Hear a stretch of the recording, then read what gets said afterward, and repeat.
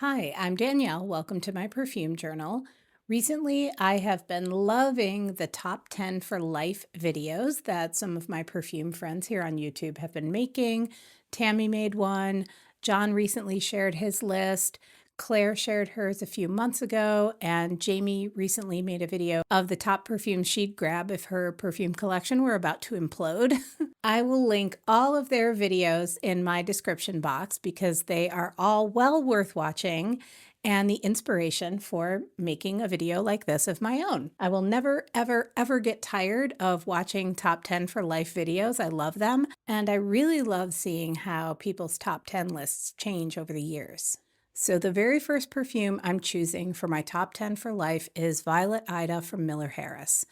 This perfume came out in 2019. It was part of their collection of perfumes based on the novel Brighton Rock. And this particular perfume is an homage to the character Ida Arnold, who wears violets in her hair. And even though this perfume is called Violet Ida because of her tresses decorated with this purple flower, I think this is really an iris, or more specifically, an orris perfume. For me, this was love at first sniff. My top 10 for life perfume collection has to have a fatty, waxy, rooty orris perfume, something reminiscent of an old-fashioned tube of lipstick.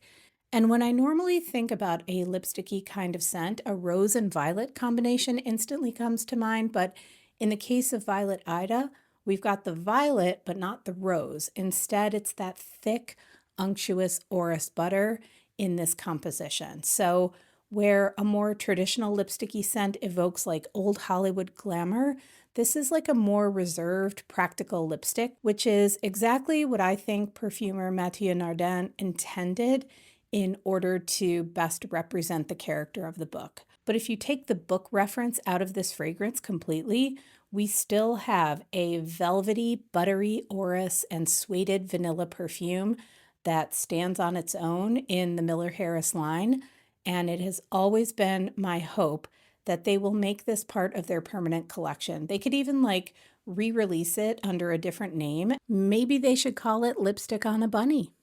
Okay, the next two perfumes in my top 10 for life are woody perfumes. So the first one was an easy peasy choice for me. This also kind of straddles the line between woody and gourmand. And when it comes to gourmands, I'm going to choose a carby gourmand over a sweet one any day in my perfumes and in my choice of yummy indulgences. I would rather eat a baguette than a slice of chocolate cake. This is Bois Farine from L'Artisan Parfumeur. It was created by the wonderful Jean-Claude Ellena. And I think the thing that I love the most about Jean-Claude Ellena's work as a perfumer is that he has a very restrained hand. All of his perfumes feel really deliberate, never overworked. It reminds me of that saying in the fashion world, something like, look in the mirror and take one thing away. And I feel that's like how Jean-Claude Ellena's perfumes translate to my nose. It's like he made 100 mods of a perfume, but then he went back to number 99 for the final product. He knows exactly when to stop. So Bois Farine was inspired by the scent of a flower that Jean-Claude Ellena experienced on Reunion Island. Originally, I thought that this was a tree that grew in Italy, but it's not. It's a tree that he came across on Reunion Island, and the blooms of this particular tree smell like flower, and this perfume does smell exactly like very, very finely milled flour. So finely milled that it is almost like silken in texture, with just a little tiny bit of creamy woodiness in the base and a lovely burst of bright citrus. It's grapefruit in the opening. It is so, so simple, but so effective and so incredibly beautiful. I cannot imagine ever being without this perfume. I knew from the second I smelled it that this would be a forever love perfume for me. And staying in the woody category, we have Stash, which is a much deeper, earthier, more resinous woody scent than Bois Farine.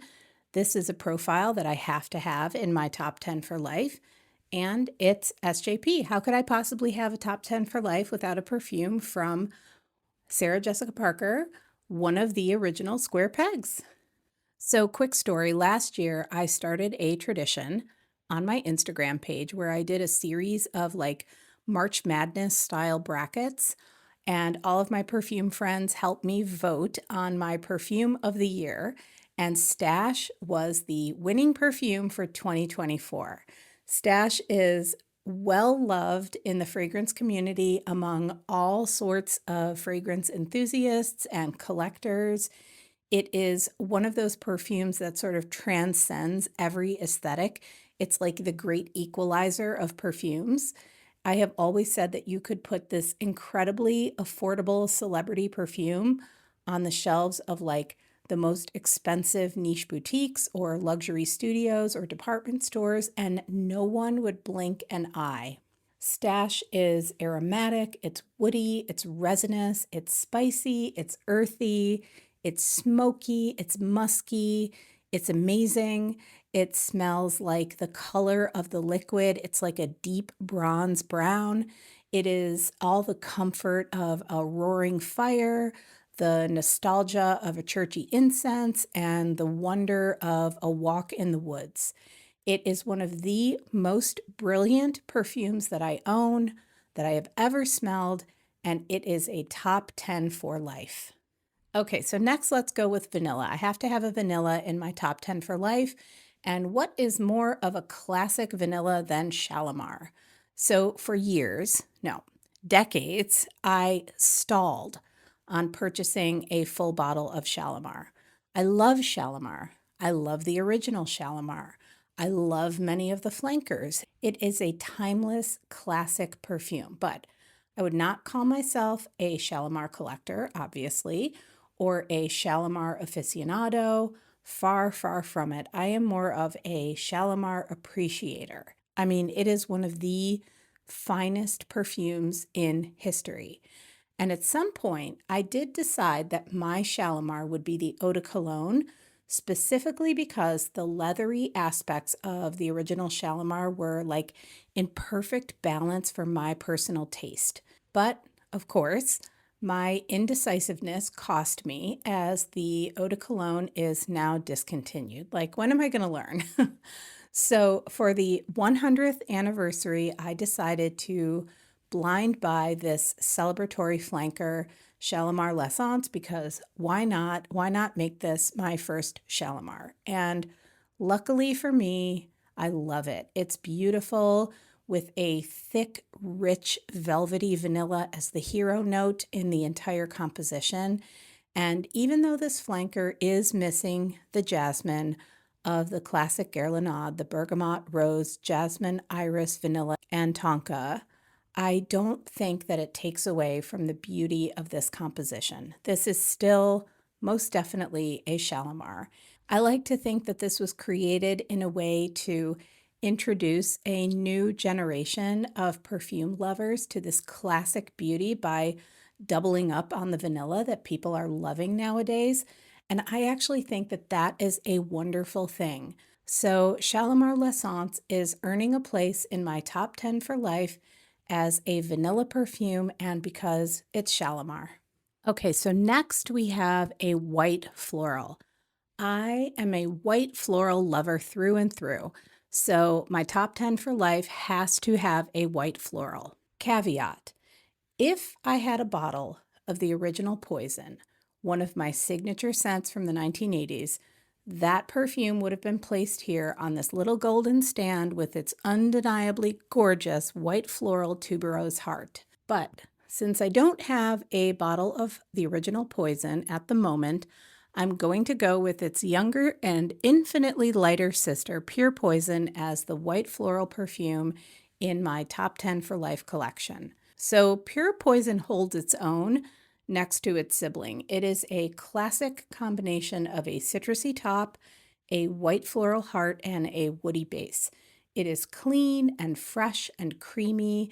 It smells like an expensive bar of soap or a lotion with that combination of accords that I love so, so much in a perfume, a sweet citrus and a white floral. Here we have orange, gardenia, and neroli. And then the woodiness in the base not only adds to the creaminess of the composition, but also to the sophistication and the classy feel of this perfume. I always call this perfume the five-star hotel of white florals, and it earns its place in my top 10 for life as a timeless classic white floral perfume. My top 10 for life would not be complete without a bright, fresh perfume, and so I'm choosing Diptyque's Eau Mohéli for that. This is a super simple profile of ginger, pink pepper, ylang ylang, and vetiver. It's zesty and energetic. The gingery opening is lively and wonderful, and the ylang is not like overwhelmingly buttery or heavy. With the ginger and the dry vetiver, it's just like a golden yellow delight.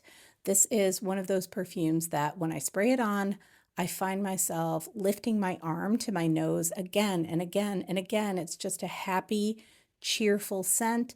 My mood is instantly lifted when I put this perfume on. It's perfect for spring and summer, even winter when you're feeling like the drudgery and the blues from those like long, cold, dark days and you need a pick-me-up. And as much as I love my citruses, Eau Mohéli has to win the spot in my top 10 for life collection. So next we have Melograno from Santa Maria Novella. This is a rather recent addition to my collection, but it's one that I had on my wish list for many years because I knew from the moment I smelled it that this is a perfume I would not ever want to be without. So Melograno means pomegranate, and there is pomegranate in this note pyramid, but this smells nothing like a pomegranate to me. In fact, I don't really get anything fruity from this perfume at all. What I do get is the most incredible bar of very heavily scented Castile soap. This opens up as one of the soapiest perfumes I have ever smelled. And then as it dries down, it takes on this spicy, mossy creaminess that is like nothing else I have in my collection and like nothing else I have ever smelled. It feels like ancient and modern at the same time. Like it perfectly reflects the history of Santa Maria Novella that goes all the way back to the 1200s. And they are continuing to produce incredible fragrances like Melograno today. I am in love with everything about Melograno and its abundantly soapy, fragrant self. Top 10 for life. So the last three spots in my top 10 for life and my honorable mention belong to four of the oldest perfumes in my collection, my favorite vintages, my signature scents, and the perfumes to which I attribute my long-standing love of perfume. And the first one that earns a place in my top 10 for life is YSL's Opium. This bottle is my original bottle from the 1980s. I shared this with my mom, and I can't bring myself to finish it because of the importance that this bottle holds for me. To me, Opium is the greatest amber perfume ever made. Like, how do I even begin to describe Opium? I suppose we should start out with the fact that this is one of those kitchen sink perfumes. The note list is like an absolute endless scroll of spices, fruits, florals, woods, resins, and it smells exactly as complex as the note list would suggest. This is a heady, intoxicating, mesmerizing concoction. It's like a liquid den of iniquity. And Opium was actually totally taboo when it first launched. The name of it alone caused like outrage and even led to the perfume being banned for a little while. And as the 1970s were generally a time of debauchery, Opium fit right in when it was released in 1977. Opium walked so Cinnabar and Obsession could run. It is a landmark perfume. It is an important part of my own perfume history, and Opium is a perfume that I never, ever, ever want to be without. Next, we have Ysatis from Givenchy, and this bottle is the 10th anniversary bottle design from 1994, probably like the third or fourth bottle of this perfume that I rinsed over the decade from the time it was released. So, if I had to describe Ysatis in a nutshell, I would say that it is an absolute explosion of yellow and white florals. In technical terms, this is an aldehydic floral chypre. It opens with that burst of like sparkling fireworks you get in so many of these 80s powerhouses. And then the intense florals are surrounded by all sorts of wonderful things. There's honey, there's coconut, there's vanilla, there's rum, there's animalics. And then, of course, it all dries down with that earthy, mossy base that you would expect in a traditional chypre perfume. This perfume smells like liquid gold lame, the kind of gold lame that almost looks marbled. It is the widest shoulder pads ever made. It is the glossiest red lip you can imagine. It is opulent and extravagant. It is loud. It walks into the room long before you do. It is as bodacious as a perfume can possibly be. And oddly, now that I'm in my middle age, I don't find myself reaching for this as often as I did when I was like 15 or 16. Go figure. But I always, always, always have to have this in my collection, top 10 for life, so that I can spray it on and relive my 80s fantasy. So, this perfume is my honorable mention before we get to the last perfume in my top 10 for life. So, I am hoping that one day I will find a magical machine in which I can place this teeny tiny mini of Lauren from Ralph Lauren, turn a knob, open the door, and find like an 8-ounce bottle of Lauren waiting there for me in its original formulation. There are no words for how much I love this perfume. I only allow myself a drop or two from this mini every year, and that will be the case at least until I find myself a full-sized bottle of this vintage beauty. I'm like Charlie Bucket and his chocolate bars before he won the whole factory with this perfume, like only one little teeny tiny nibble at a time. I have to make it last. Lauren is to me one of the greatest green floral perfumes ever made. It was created by Bernard Chant, and it is quintessentially Ralph Lauren. To me, this is like the perfume version of makeup that is applied in a way that looks and feels natural, but you can still tell that it's makeup. Lauren is classic and classy without feeling like stuffy or snobbish.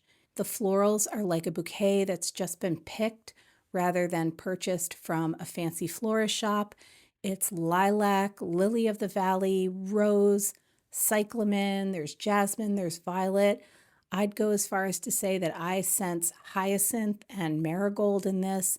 It's green and bright with that kind of mossy, woody base you would expect from a perfume of this era, but it never turns into like a dark or serious chypre. It always retains like a light, fresh feel.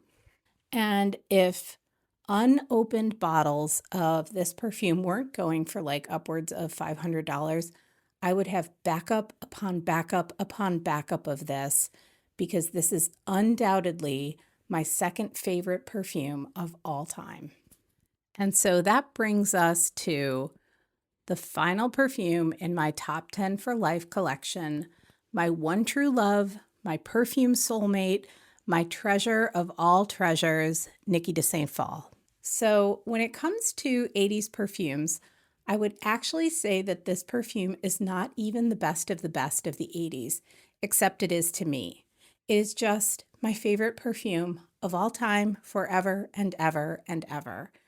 I had to kiss quite a few perfume frogs before I acquired this bottle because this is a vintage perfume that is very, very difficult to find intact and in wearable condition. But a perfume friend on Instagram who has an incredible collection of vintage perfumes and is someone that I would deem a true perfume expert was letting go of some of his collection, and I knew that I could trust a purchase from him to be good. And it was better than good. It was perfect. I never ever thought that I would find an intact bottle of this perfume ever again, but the universe smiled upon me and here she is. So, Niki de Saint Phalle was a French artist. She was known for her colorful paintings and her sculptures. This could even sort of be called a celebrity perfume from its time. So, the Parfum bottle was originally what caught my eye in a magazine ad. Two snakes, one gold, one enameled, intertwined on top of a square cobalt blue vessel. And I knew I had to smell that perfume. And once I did, once I smelled the perfume itself, I knew that it was for me. It is a green floral chypre, very, very green, borderline bitter, but that bitter greenness is juxtaposed with this incredible sandalwood base. There was just something about this perfume that spoke to me, the incredible creamy woodiness, the distinctive green mossy qualities, the spicy florals, the stone fruits kind of lurking in the background. And of all the perfumes that I own and have owned over the last 40 some odd years, Niki is the one that feels the most like me. I will never love any perfume as much as I love Niki de Saint Phalle. And it will always be the number one perfume in my top 10 for life. So thank you so much for watching this video, for spending your time here with me, and for chatting perfumes with me in the comments. I really appreciate it. I hope you have a really great day, and I will see you in the next video. Bye.